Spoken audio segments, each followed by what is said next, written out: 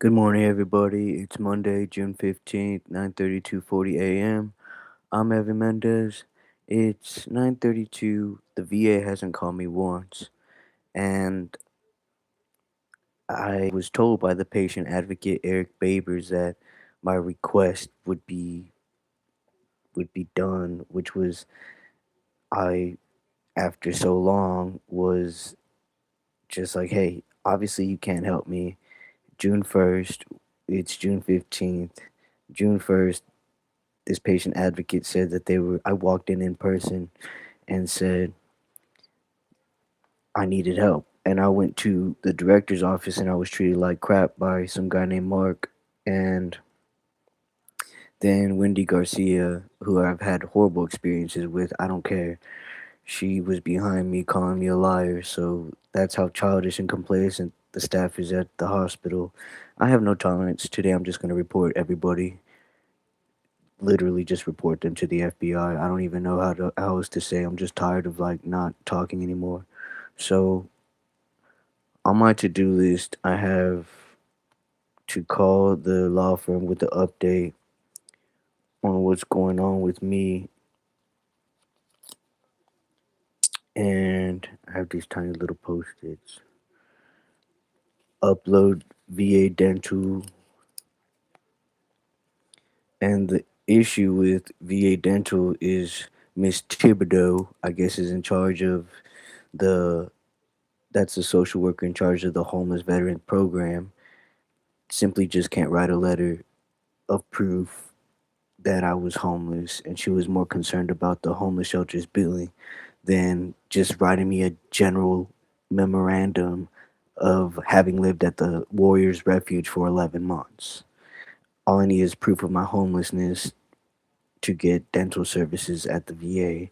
And even so, my dental service shouldn't be offline because I receive dental care in service. So I'm gonna upload the petty document she wrote me, and I'm gonna report her to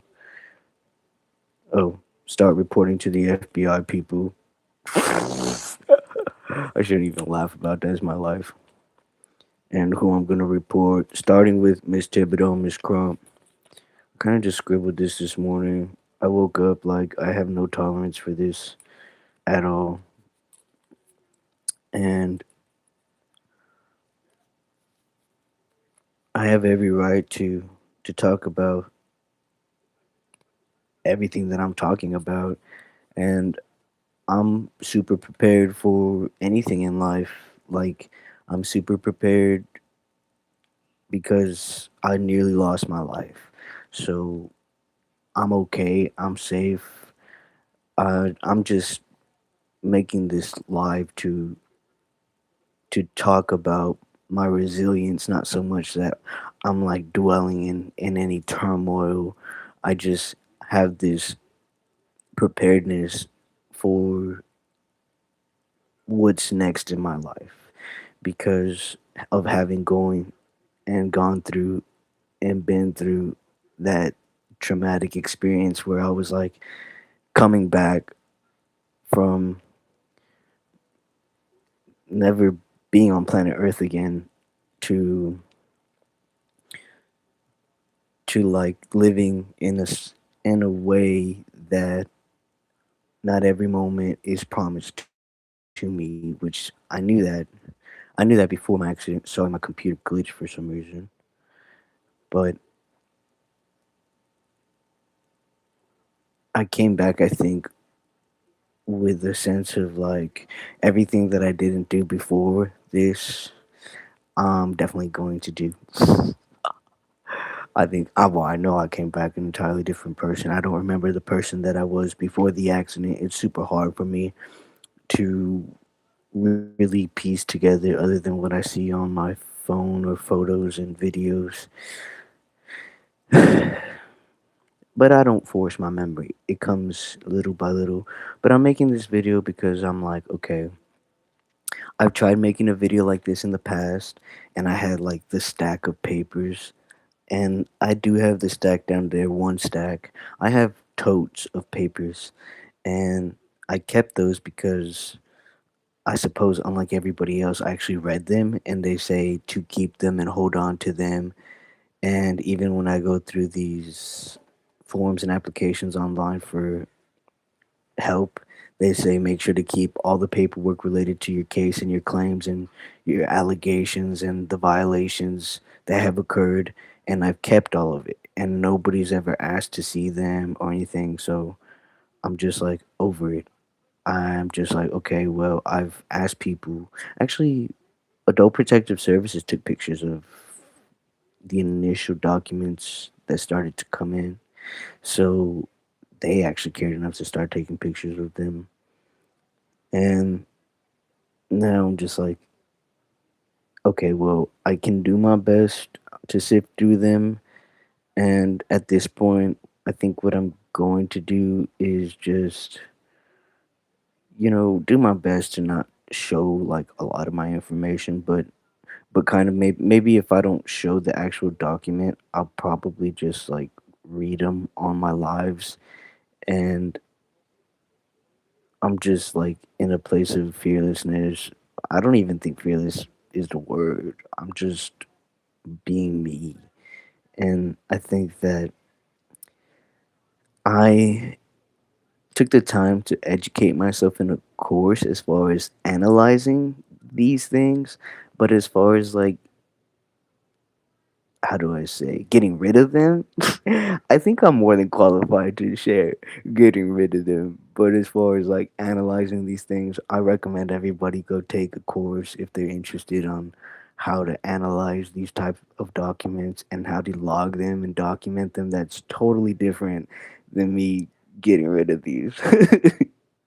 So yes, I'll probably post a video later on me getting rid of these documents for my own record, of course, but I think that people are curious on like what do I do if I have like a crucial document and how to get rid of it. And I think that the go-to is just like, well, I'm just going to shred them.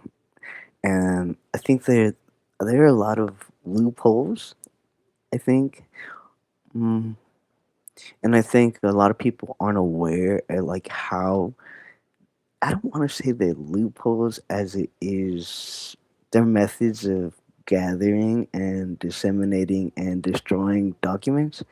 And I think that it's helpful. Like I think it's helpful to understand how in legal situations that there are very creative ways to gather and get rid of documents. So I I mean, I always rummage it up and fester it in my head, like, but I mean, I know these things because it's my life, but I also, I think that me not gatekeeping and sharing with people will also help me. Like making these videos will help me because I think the more information is gathered, not just in my case,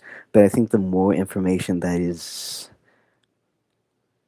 spread and gathered, it only helps me because even with cold cases, like information is so stagnant, so many people they don't gather like actual tangible documentation or evidence that this is going on, that this is ongoing, and because of that cases don't move forward. They don't have identifiable documents like proving and connecting organizations or people in these acts or in these cases. So things don't move. And I think that by making these videos, it's going to help me because when I do move on in my life and I do decide to make this like my full time profession, I, well, yes, I think about the money involved. I will be making a good amount of money, but it's also like I will have a good streamline of business because people I will be educating people on how to make their cases move forward. And when they think, well, you know, nothing's moving with my missing brother's cold case, nothing is moving forward. The investigator they get or the investigators get phone calls all the time and tips all the time, and my mom was abducted on and it's streamed all over national television, global television, and the federal agencies are getting anywhere. They're gathering information and have potential grave sites, but well, I highly recommend going through every single piece, every document. I mean, even if it's a grocery list, like even if it's a to-do list, I highly recommend starting with like, okay, well, what paperwork is around the house? And start going for like doing it yourself, emptying out drawers, closets, look under the mattress, look everywhere for this paperwork, receipts. And I recommend making videos like this. I recommend going through each piece of paper and saying, hey, I found this under the mattress. Hey, I found this in the bathroom. Hey, I found this in the garage. Like, I recommend going through it for yourself and actually video streaming it and putting it online because you have video documentation for yourself. So if anything moves on forward in your case, or, you know, and also like this whole situation with the VA, these people, these patient advocates, and I've interacted with people that totally try to take credit, like if they're neurosurgeons or brain surgeons or like heart surgeons or they're astronauts, they try to take credit for something as simple as an email, and it's ridiculous. Like, I think that you should give yourself credit and you should do what is right for you, and making videos, like, even though I think it, from what I've seen, like, and what I've experienced, that decision of evidence, like, that really, you can have the most concrete evidence, and that really is a decision. Obviously, I think the focus is always on persuading the gods of guilt, persuading the jury, but ultimately, like, the judge is the one who has that sole decision of like, this is allowed, this is not allowed. And I think that maybe you can, if you have like really great lawyers, or even if you're representing yourself, you can try to have that discussion. And but I think that that just really depends on what it is, what the case is about, and what your goal is with the evidence. Like, and that's a whole different ballgame. But I'm just saying, in so many words, the best thing I recommend is, and what has worked for me, is to make these videos. If anyone's watching them or not, who cares? Like, at least I made these videos, and people are seeing what I have gone through, what I have been through. It's out there in the world. People can see it. I'm being raw, unscripted. I have all of these documents, and I'm just ready to get rid of them. So I'm going to do my to do list really quick because it's almost 10 o'clock, gather my thoughts, and then I'm going to start reaching out to the VA. And who knows, like, maybe I'll do these. Well, I can't talk on, like, I'm not gonna live stream that, but like, I can at least talk about what the next couple to dos are, because I mean, I would share my screen, but it's stupid, it's dumb. Like, uploading the VA dental, let's see. Well, I already read in one video, and I actually have it right here. June 11th, I read this already. Monique Thibodeau Jackson, LCSW, Healthcare for Homeless Veterans, HCHV Program Manager. Department of Veteran Affairs has Michael E. DeBakey, address 202 Holcomb Boulevard, Houston, Texas 77030, and it has the seal, Department of Veteran Affairs, United States of America. June 11th, to whom it may concern, Evan Mendez participated in a homeless assessment on 9/22/2023, and it was documented that he was literally homeless. Like, who talks like this? I mean, it's one thing if you're talking like this, like in general, but to put this on a government memorandum, like criminal. And for 1 day or less, Mr. Mendez, like that makes no sense. For 1 day or less, that's the dumbest thing ever. Mr. Mendez was referred. So if somebody's homeless for 1 day or less, like, why would you? It doesn't make. This is. I'm not even gonna go there. Mr. Mendez was referred to a grant per diem program on this date. Okay. Mr. Mendez entered the grant per diem program at the Warriors Refuge from 9/27/23 to 8/10/2024. He was also assessed at imminent risk of homelessness on 1/21/25 when he was staying temporarily with friends.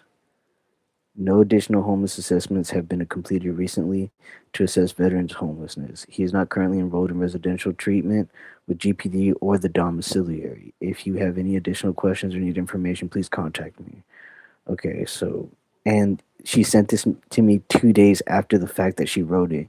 Date, the CAC stamped it was 2026-06-11 at 10/25/33.